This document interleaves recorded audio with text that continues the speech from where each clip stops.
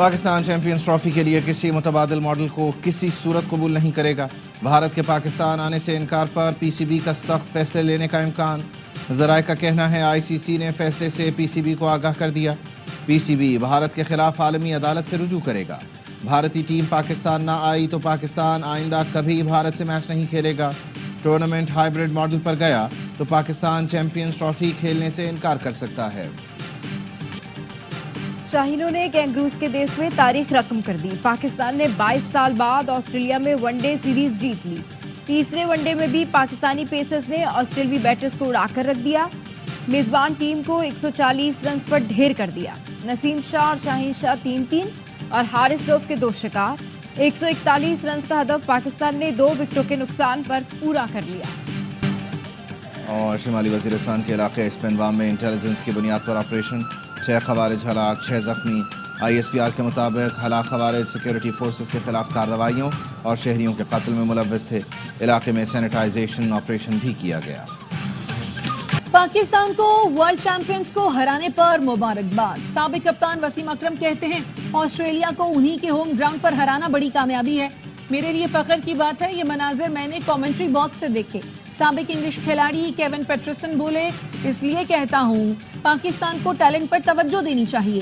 اے B de Villiers نے کہا مہمان ٹیموں کی جیت کا نیا ٹرینڈ شروع ہو گیا۔ نیوزی لینڈ نے بھارت کو ہرایا، اب پاکستان نے آسٹریلیا کو۔ مائیکل وان نے کہا آسٹریلیا کو کبھی اتنا کمزور نہیں دیکھا۔ حفیظ نے لکھا اوزی اوزی موئے موئے۔ وقار یونس، ایلن ولکنز نے بھی سیریز میں کامیابی پر مبارکباد دی۔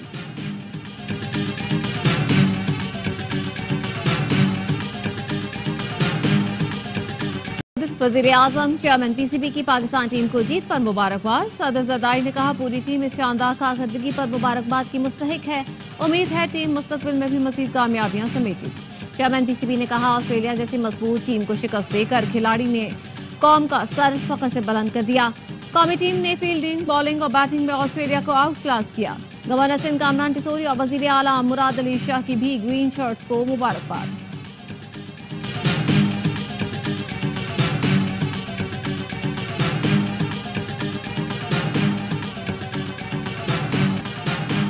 فلسطینیوں کے حقوق کے لیے سب کو کردار ادا کرنا ہوگا۔ پاکستان اسرائیلی دہشت گردی کی مذمت کرتا ہے۔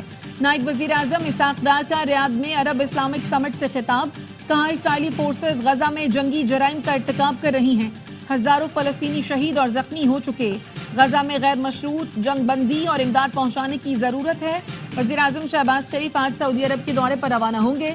پیر کو ریاض میں عرب اسلامی سربراہ اجلاس میں شرکت کریں گے۔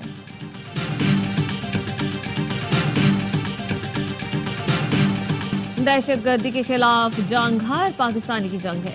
اس جنگ میں صرف جیت ہی پہلا اور آخری آپشن ہے۔ بلوچستان میں ہم کے لیے ہر ممکن تعاون جاری رکھیں گے۔ وفاقی وزیر داخلہ محسن نقوی کی وزیر اعلیٰ بلوچستان سرفراز بگٹی سے ملاقات میں گفتگو۔ کوئٹہ ریلوے اسٹیشن پر خودکش حملے کے بعد کی صورتحال کا جائزہ۔ عوام کے جان و مال کے تحفظ کے لیے اقدامات پر تبادلہ خیال۔ وزیر اعلیٰ بلوچستان نے کہا امن و امان یقینی بنانے کے لیے مزید اقدامات اٹھا رہے ہیں۔ مٹھی بھر عناصر تقریبی کارروائیوں میں ملوث ہیں۔ پشاور پاکستان کے آلودہ ترین شہروں میں پہلے نمبر پر آ گیا۔ Air quality index 522 record. آلودہ شہروں میں ملتان دوسرے اور لاہور تیسرے نمبر پر۔ حکومت پنجاب نے اسموک سے نمٹنے کے لیے شاپنگ مالز اور کمرشل پلازوں میں ایئر پیوریفائرز لگانے کی ہدایت کر دی۔ ڈی جی ماحولیات نے نوٹیفیکیشن جاری کر دیا۔ گورنر پنجاب نے اسموک کی بگڑتی صورتحال کے پیش نظر ایمرجنسی نافذ کرنے کا مطالبہ کر دیا۔ کہتے ہیں بیشتر اضلاع میں اسموک بے قابو ہو چکی ہے، لوگ بیمار پڑ رہے ہیں۔ مارکیٹیں رات 8 بجے بند کرنے کا فیصلہ تاجر تسلیم نہیں کر رہے۔ عارضی طور پر اسموک کی روک تھام کے لیے ایمرجنسی نافذ کرنی چاہیے۔ پنجاب میں بدترین اسموک کے باعث معمولات زندگی معطل ہیں۔ ایسے میں باپ بیٹی کا جنیوا میں گھومنا پنجاب کی عوام کے ساتھ مذاق ہے۔ مشیر اطلاعات کے پی بیرسٹر سیف کہتے ہیں یورپ میں سرجری اور علاج کرانا پنجاب کے اسپتالوں کی کارکردگی پر سوالیہ نشان ہے۔ رہنما پیپلز پارٹی حسن مرتضیٰ نے کہا تخت لاہور والے اس سیاسی کے بعد ماحولیاتی آلودگی پر بھی قابو پانے میں ناکام ہیں۔ حکمرانوں کو اپنے ہیلتھ سسٹم پر اعتبار نہیں، اسی لیے جنیوا گئے ہیں۔ ٹرمپ کے نام پر بانی پی ٹی آئی کو این آر او نہیں ملے گا۔ بانی پی ٹی آئی کی رہائی کے لیے امریکہ میں لابنگ سوالیہ نشان ہے۔ وفاقی وزیر امیر مقام کہتے ہیں ملک میں سیاسی عدم استحکام کی سازش ہو رہی ہے، پاکستان مخالف عناصر اپنے عزائم میں کامیاب نہیں ہوں گے، شہداء کی یادگاروں کی بے حرمتی کرنے والوں کو معافی مانگنی چاہیے۔ ANP کے سابق مرکزی سیکرٹری اطلاعات زاہد خان نون لیگ میں شامل، بولے نواز شریف، شہباز شریف اور امیر مقام کی کارکردگی سے متاثر ہو کر نون لیگ میں شمولیت کا فیصلہ کیا۔ افغانستان کی سرزمین دشمن ممالک استعمال کر رہے ہیں، ہم نے مل کر دہشت گردی کا مقابلہ کرنا ہے، گورنر خیبر پختونخوا فیصل کریم کنڈی کہتے ہیں صوبائی حکومت کو مشورہ ہے، جلسے جلوسوں کا وقت نہیں ہے، صوبے میں امن و امان قائم کرنے کا وقت ہے۔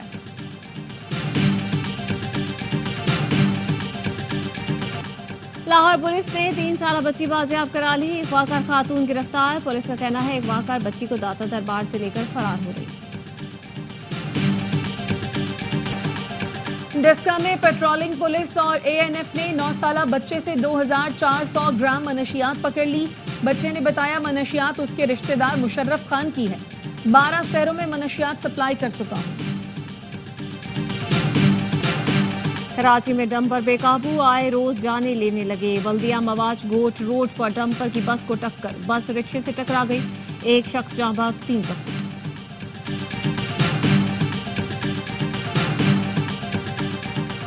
مستحکم اور ماحول دوست پبلک ٹرانسپورٹ سسٹم کی فراہمی حکومت سندھ کا عزم ہے، وزیر اطلاعات سندھ شرجیل میمن کا ورلڈ پبلک ٹرانسپورٹ ڈے پر پیغام، کہا پیپلز بس سروس سمیت پبلک ٹرانسپورٹ کے تمام منصوبوں پر فخر ہے، آلودگی کم کرنے میں EV بس سروس حکومت سندھ کا انقلابی اقدام ہے، حکومت سندھ پہلی بار ڈبل ڈیکر بس بھی متعارف کروانے جا رہی ہے۔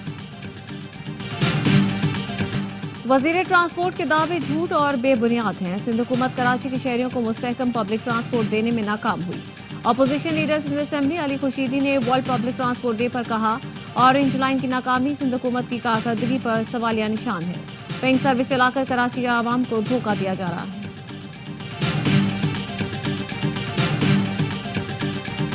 مقبوضہ کشمیر میں بھارتی فوج پر حملہ، 4 اہلکار زخمی ہو گئے، ضلع کشتواڑ میں سرچ آپریشن کے دوران قابض فورسز پر حملہ کیا گیا، بھارتی فوج نے گھر گھر تلاشی کی آڑ میں علاقے کا محاصرہ کر رکھا ہے، نام نہاد آپریشن کے دوران بے گناہ کشمیری نوجوانوں پر بھارت مخالف سرگرمیوں کا الزام لگا کر گرفتار کیا جا رہا ہے۔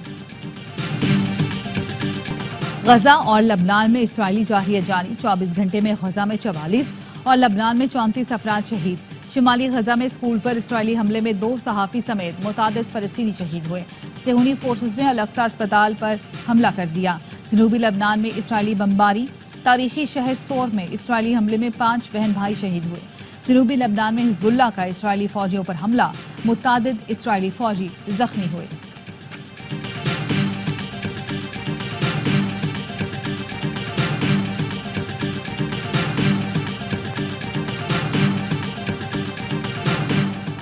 قطر نے غزہ میں جنگ بندی کے لیے ثالثی کی کوششیں معطل کر دیں، قطری وزارت خارجہ کا کہنا ہے اس بات کو قبول نہیں کریں گے کہ ثالثی پر اسے بلیک میل کیا جائے، مذاکرات کو سیاسی مقاصد کے لیے استعمال کیا گیا، بیان میں کہا قطر ان کوششوں کو دوبارہ تب شروع کرے گا جب فریقین جنگ کو ختم کرنے کے لیے اپنی آمادگی اور سنجیدگی کا مظاہرہ کریں گے۔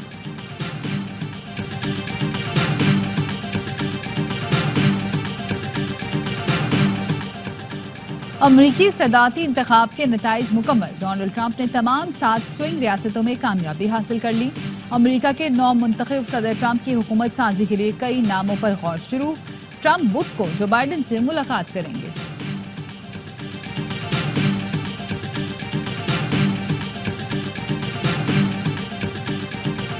نفرت کبھی امریکہ کو عظیم نہیں بنا سکتی، نیو یارک سے سیاٹل تک ٹرمپ کے خلاف مظاہرے، ٹرمپ سے پالیسیوں پر نظر ثانی کا مطالبہ، واشنگٹن میں بھی ٹرمپ کی پالیسیوں کے خلاف غیر قانونی تارکین وطن، خواتین اور ورکرز رائٹس گروپ نے ریلی نکالی۔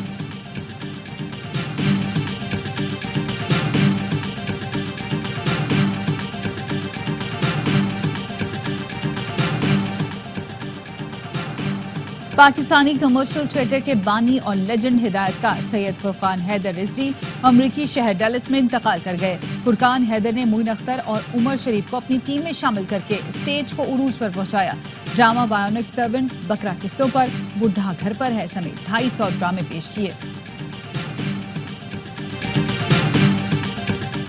IBSF ورلڈ سنوکر چیمپئن میں محمد آصف وطن واپس پہنچ گئے. محمد آصف نے قطر میں ایرانی کھلاڑی کو شکست دے کر تیسری بار ورلڈ سنوکر چیمپئن شپ کا ٹائٹل اپنے نام کیا تھا.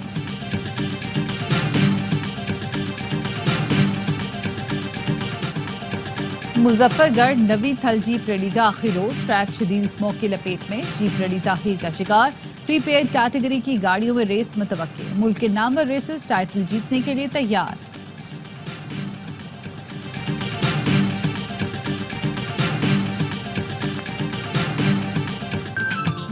اور کراچی میں 8ویں ادب فیسٹیول کا آغاز. مختلف سیشن سمیت سیاسی اور معاشی مسائل پر پینل ڈسکشن. لوگوں کی بڑی تعداد میں شرکت.